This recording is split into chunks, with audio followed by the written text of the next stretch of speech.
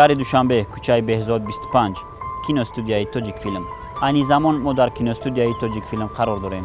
Киностудияи тоҷик филм қадамҷои ҳунармандони бузурги тоҷик ва хориҷ аст. имрӯз мо ба дидани либосҳои Рустам ва Суҳроб меравем. албатта Рустам ва Суҳроби ҳақиқӣ не, балки қаҳрамонҳои филми Борис Кимягаров.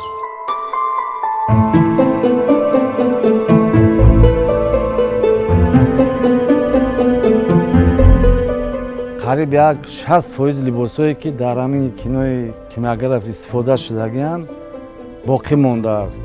ино бо мурури замон хеле бисёри либосҳо аз байн рафт, кӯҳна шудану дигар шудану. дар ин ҷо либосое ки ома пӯшидагиянд, масовка яъне пӯшидагӣ буданд, дар тан карданӣ буданд, ҳамин ҷо ҳастанд. либосое ки бо қаҳрамони асосӣ Байбулатов пӯшидагӣ яъне ҳозир мебинед инам ҳастанд. ҳошим гадо роли Суҳроб бозӣ кардаги ин либосҳо ҳам ҳастанд. инҷа мебинед ҳамаш тоза озода нигоҳ дошта мешаванд.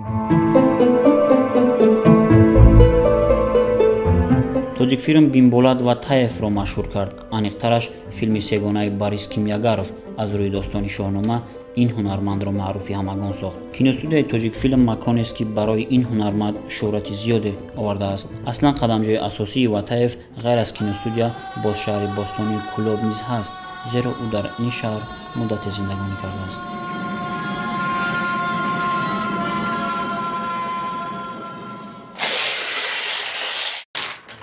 ин хилъати зеборо арбоби синамои тоҷик Тоҳир Собиров дар филми 1001 шаба бар кардааст. вақти сабти ин филм ба солҳои 70 рост меояд ва ин филм дар асоси ҳамкориҳои филмсозони Тоҷикистону Сурия сабт гардидааст.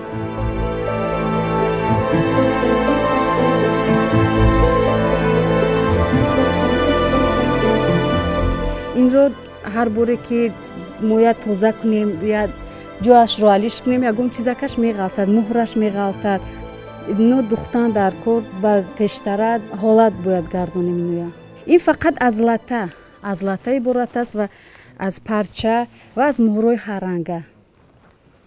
ин бисёр либоси қадрдон аст, барои чи ки аз ин нест, аз ин либосҳо дигар нест. фақат ин якта мондагӣ аз филми 1001 шаб.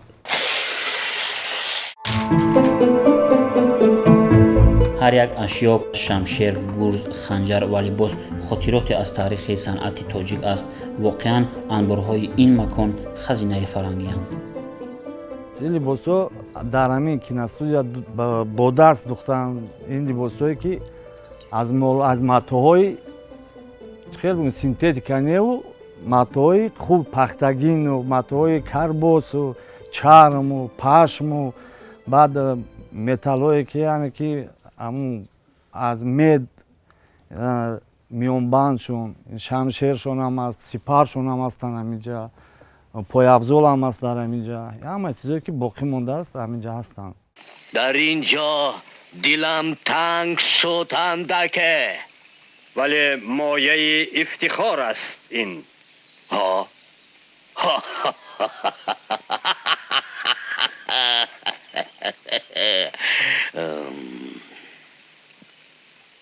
пӯсти бабро Бинбулат Ватаев бавар кардааст. ин айнан ҳамон пӯстест ки шумо дар филм дар тани Рустам мебинед.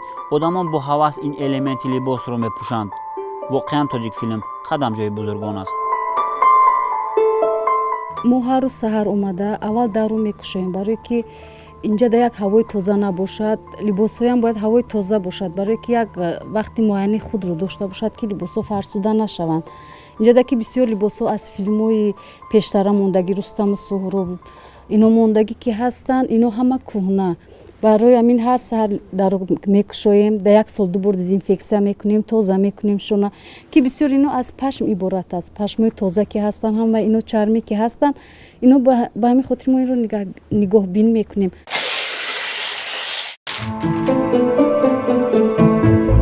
қисми аввали достони Рустамро Борис Кимягаров соли 1971 сабт кард. филм дар ҳаҷми 2 соат ва 18 дақиқа 17 апрел соли 1972 аввалин бор ба намоиш гузошта шуд. чӣ дилҷӯи ҷое بود دره لاله های سپید. زنیم خیمه اینجا؟ بله، شاید اینجا زنیم پاسگاه. دریغ از گل ها شود زیری پا. либоси ашёҳои филм бозгӯи як кори бузурги синамоии филмсозони тоҷик аст. ино дар филми Рустам Суҳроб истифода бурдагиянд. Чӣ қадар лашкарҳо чӣ қадар чиё сипоҳиён ё иштирок кардагӣ истифода бурдагиянд. дар байни ҳамаи ҳамин ашёҳо аз ҳама ашёи дӯстдоштадарини ман ҳамин аст. Чунки ира ҳама қаҳрамони беҳтарин дар сар будагиянд.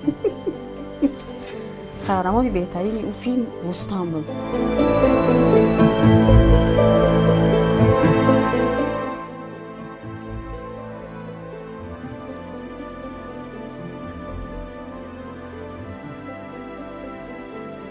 ҳоло дар қадамҷои ӯ яъне дар киностудияи тоҷикфилм аксар ҷиҳозу ашёҳои истифодашуда маҳфузанд.